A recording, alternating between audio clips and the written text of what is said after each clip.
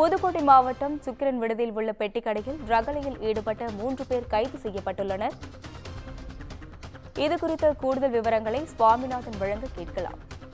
வணக்கம் சுவாமிநாதன், விவரங்கள். அஸ்வினி, கரம்பக்குடி அருகே பெட்டிக்கடையில் மது போதையில் ரகளையில் ஈடுபட்ட 3 பேர் கைது செய்யப்பட்டுள்ளனர். அதாவது புதுக்கோட்டை மாவட்டம் கரம்பக்குடி அருகே உள்ள சுக்கிரன் விடுதி கிராமத்தில் தேவதாஸ் என்பவர் பெட்டிக்கடை நடத்தி வரக்கூடிய நிலையில் அவரது கடையில் தேவதாசின் சித்தப்பா கலியபெருமாள் 78 வயதுள்ள முதியவர் இருந்துள்ளார். அப்போது அவ்வழியாக காரில் வந்த 3 பேரில் ஒருவர் தண்ணீர் பாட்டில் வேண்டும் என்று கேட்டுள்ளார்.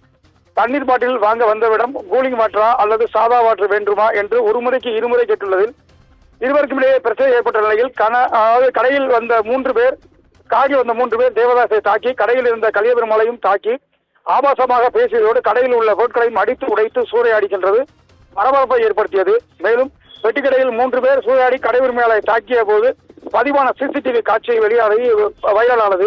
இதனையடுத்து கடையை சூறையாடிய தாக்குதலை நடத்தியவர்கள் மீது கரம்பக்குடி காவல் நிலையத்தில் தேவதாஸ் புகார் அளித்துள்ளார்.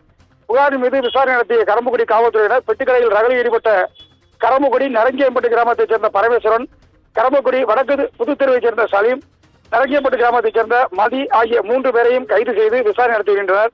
மேலும் காவல்துறையினர் நடத்திய முதற்கட்ட விசாரணையில் சம்பந்தப்பட்ட 3 பேரும் மது போதையில் ரகளையில் ஈடுபட்டது தற்போது தெரிய வந்துள்ளது. அஸ்வினி,